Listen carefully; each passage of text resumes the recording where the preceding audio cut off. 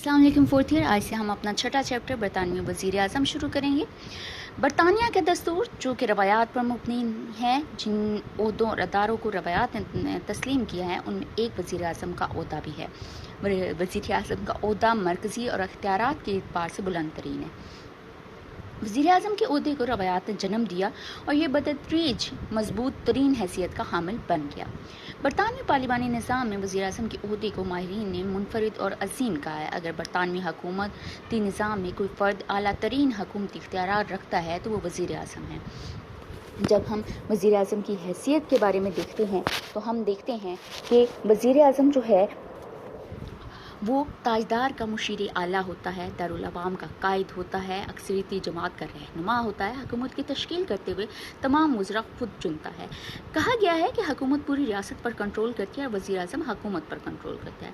वो ताजदार और काबीना के माबैन राब्ते का काम करता है। काबीना में इसका मुकाम मरकज़ी होता है। लॉर्ड रोज़बेरी वज़ीर आज़म को काबीना का तर्जुमान पुकारता है, जो अवामी पॉलिसियों की तश्कील करते वक्त काबीना की रहनुमाई करता है। बरतानिया में अवाम दारुल अवाम के अरकान का इंतखाब करती हैं, लेकिन डॉक्टर जेम्स कहता है कि आम इंतखाबात बुनियादी तौर पर वज़ीर आज़म की ओहदे के इंतखाबात होते हैं। राय दहिंदगान की एक मौसर तादाद ना हो तो सियासी जमात और ना ही मखसूस पॉलिसियों के लिए वोट देती है, बल्कि इसके पेश नज़र वो रहनुमा होता है जिसे वो वज़ीर आज़म बनाना चाहती है। वज़ीर आज़म के ओहदे पर यके बाद दीगरे बेपनाह सलाहियतों की मालिक शख्सियात जो हैं वो आईं और उन्होंने इस ओहदे की अजमत में मुसलसल इजाफा किया।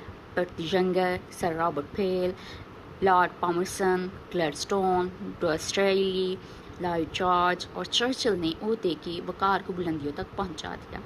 बरतानवी दस्तूर के चंद माहिरीन ने बरतानवी वज़ीर आज़म के ओहदे की हैसियत की वजाहत इन अल्फाज में की है, जैसे कि लॉर्ड मॉर्ले कहता है वज़ीर आज़म काबीना के महराब का कलीदी पत्थर है, तो ऑक कहता है वज़ीर आज़म सितारों के झुरमुट में चमकते हुए चांद के मानंद है।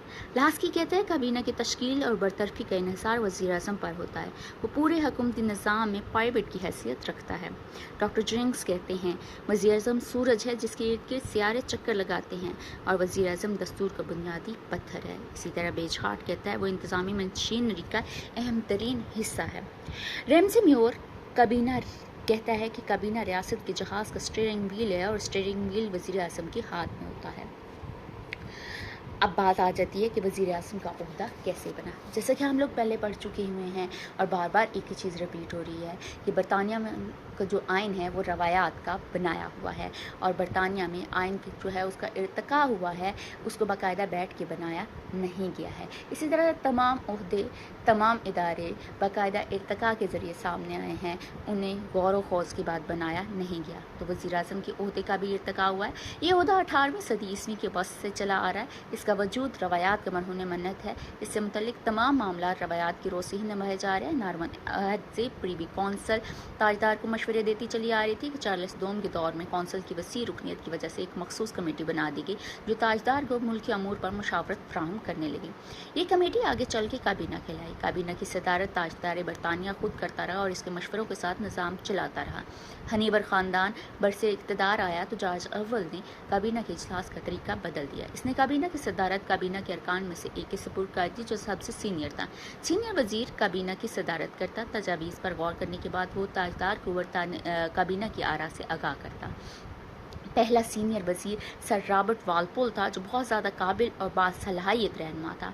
आगाज़ में इसे फर्स्ट अमंग इक्वल कहा जाता था, लेकिन रॉबर्ट वालपोल अपनी खुदाताना सलाहियतों की वजह से जल्द ही काबीना पर छा गया और अपनी बर्तरी तस्लीम करवा ली। बतदरीज इसने काबीना निज़ाम के मुतालिक ऐसी रवायात बना डाली और बादशाह से इनकी मंजूरी हासिल कर ली कि काबीना एक नए अंदाज में ज़हूर पजीर हुई। सीनियर वज़ीर को वज़ीर आज़म पुकारा जाने लगा। वज़ीर आज़म कलीदी ओहदा बन गया। वज़ीर आज़म की इस्लाह का इस्तेमाल पहली बार 1878 में किया गया जब मुआहदा बर्लिन की तहरीर में वज़ीर आज़म के ओहदे का हवाला दिया गया। 1937 तक कानून के किसी भी हिस्से में वज़ारत उस्मा का जिक्र ना था। 1937 में एक कानून बना जो कि मिनिस्टर ऑफ क्राउन एक्ट 1937 कहलाता है, जिसकी रोज़ वज़रा की तनख्वाहों का तयन किया गया तो वज़ीर आज़म का जिक्र आया। वज़ीर आज़म की तनख्वाह 10,000 पाउंड सालाना मुकर्रर की गई। आजकल वज़ीर आज़म की तनख्वाह हम देखते हैं 1,49,440 पाउंड सालाना है। बतदरीज वज़ारत उस्मा की हैसियत बढ़ती गई। इस ओहदा पर बड़ी आला सलाहियतों के अफराद रखे बाद दीगरे फाइज हुए और उन्होंने ओहदे के वक़ार, मुकाम और अहमियत को बढ़ाया। اب ہم آتے ہیں وزیر اعظم کے انتخاب کے حوالے سے۔ ضروری ہے کہ وزیر اعظم کے عہدے کا امیدوار دارالعوام کا رکن ہو۔ ابتدائی دور میں وزیر اعظم دونوں میں سے کسی بھی ایوان سے لیے جاتے رہے، لیکن 1902 میں لارڈ سالسبری آخری وزیر اعظم تھا جس کے استعفیٰ کے بعد دارالعمرہ کے کسی رکن کو وزارت عظمیٰ کا عہدہ نہیں مل سکا۔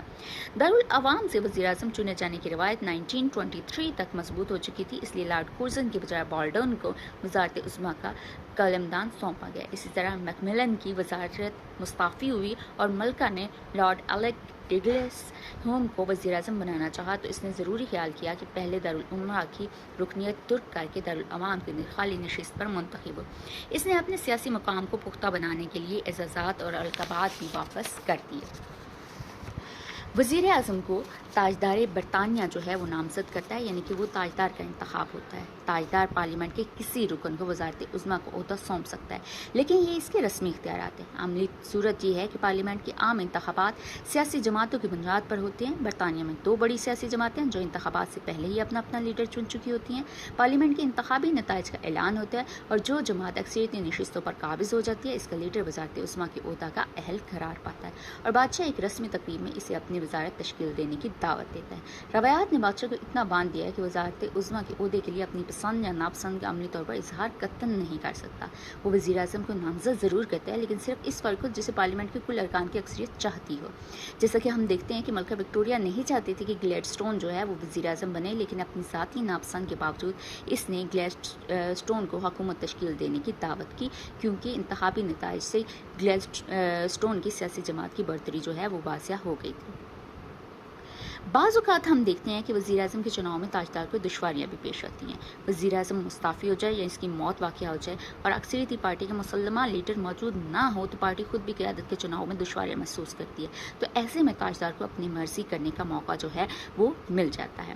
اب آتا ہے کہ وزیر اعظم بننے کے بعد کی ذمہ داریاں۔ وزیر اعظم بننے کے بعد کی ذمہ داریوں کے حوالے سے ہم دیکھیں تو سب سے پہلے کابینہ کا انتخاب آ جاتا ہے۔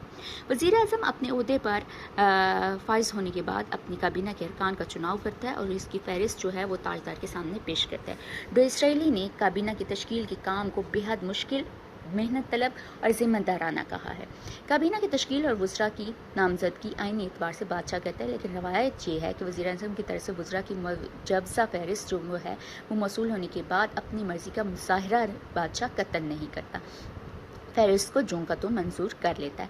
ظاہر ہے کہ کابینہ کے انتخاب کی حقیقی ذمہ داری صرف وزیر اعظم کی ہے، جس نے ٹیم کے سربراہ کی حیثیت سے ملک کا کاروبار چلانا ہے۔ وہ بہترین افراد کے چناؤ کے لیے کوشاں رہتا ہے جو اس کی پالیسیوں کو صحیح طور پر عمل جامہ پہنا سکیں۔ آگ اور رے لکھتے ہیں کہ کابینہ کی تشکیل کے وقت جو ہے وہ گلیڈسٹون اور ڈیسریلی جیسے مضبوط لوگ بھی جو ہیں وہ شدید اضطراب اور کشمکش کا شکار ہوتے تھے۔ وزراء کا چناؤ اگرچہ وزیر اعظم کی انفرادی ذمہ داری ہے اور اس نے ایسے وزراء کا انتخاب کرنا ہوتا ہے جو اس کے اچھے معاونین ثابت ہو سکیں، لیکن وہ چناؤ کے وقت کچھ امور کو پیش نظر رکھنے پر مجبور ہوتا ہے۔ وہ معاشی، معاشرتی، گروہی اور مذہبی پہلوؤں کو نظر انداز نہیں کر سکتا۔ اس میں سب سے پہلے تو اس کو یہ دیکھنا ہوتا ہے کہ وہ پارلیمنٹ کے ارکان ہوں۔ پارلیمنٹ کے باہر سے اگر وہ کسی شخص کو کابینہ میں شامل کرنا چاہتا ہے تو صرف 6 ماہ کے لیے کر سکتا ہے۔ 6 ماہ گزرنے کے بعد وہ وزیر جو ہے وہ وزیر تصور نہیں کیا جاتا۔ عموماً وزیر اعظم ایسے وزیر کے لیے اپنی پارٹی کے کسی رکن کی نشست خالی کروا لیتا ہے اور ضمنی انتخابات میں وزیر کو منتخب کروا لیتا ہے۔ بہرحال مستقل طور پر وزیر رہنے کے لیے ضروری ہے کہ فرد پارلیمنٹ کا رکن ہو۔ دوسرے نمبر پر ہم دیکھتے ہیں پارٹی کے ممتاز اراکین۔ وزیر اعظم اپنی کابینہ کی تشکیل کرتے ہوئے اپنی سیاسی جماعت کے ان اراکین کو نظر انداز نہیں کر سکتا جو زیادہ مؤثر اور اہم ہوتے ہیں۔ انہیں نہ چاہتے ہوئے بھی وزارت میں شامل کیا جاتا ہے، کیونکہ اگر ایسا نہ کیا جائے تو وزیر اعظم کو ایوان کے اندر ان کا اعتماد حاصل نہیں ہو پاتا۔ ایسے ارکان کو وزارتیں دینا پڑتی ہیں، جیسے کہ ہم دیکھتے ہیں کہ میکملن نہیں چاہتا تھا لیکن اسے ہٹلر کو اپنی کابینہ میں شریک کرنا پڑا۔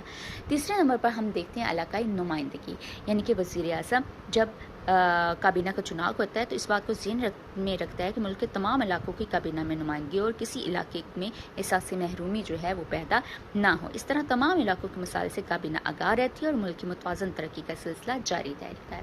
پھر ہم دیکھتے ہیں کہ شاہ کی پسند بھی دیکھی جاتی ہے۔ کبھی کبھی ایسا بھی ہوتا ہے کہ کسی ایسے فرد کو کابینہ میں شامل کرنے سے اس لیے اعتراض کیا جاتا ہے کہ وہ شاہ کو پسند نہیں ہوتا۔ عموماً وزیر اعظم کسی ایسے رکن کو کابینہ میں نہیں لیتا جو سینئر اور زیادہ لائق ہو، لیکن وہ کابینہ کے امور میں وزیر اعظم پر بھی غلبہ پا سکتا ہو۔ चैम्बरलैन ने इसीलिए चर्चिल को अपनी काबीना में जगह नहीं दी थी। 5वें नंबर पर हम देखते हैं दारुल उमरा की नुमाइंदगी। काबीना में सारे वज़ीरा दारुल अवाम से नहीं लिए जाते, दारुल उमरा को भी नुमाइंदगी दी जाती है। जैसे कि हम देखते हैं कि Lord chancellor, Lord president of council का ताल्लुक दारुल उमरा से होता है और वो काबीना की रुकनीत भी हासिल करते हैं। आमतौर पर काबीना की सतह के 3 वज़रा और 3 पार्लियामेंट्री सेक्रेटरी दारुल उमरा के अरकान में से चुने जाते हैं। कंजर्वेटिव पार्टी जब भी बरसर इक़्तिदार आती है, दारुल उमरा से निस्बतन ज़्यादा वज़रा काबीना में लिए जाते हैं। 1937 के एक कानून की रोज़ से दारुल उमरा से चंद वज़रा का काबीना में शामिल किया जाना ज़रूरी है।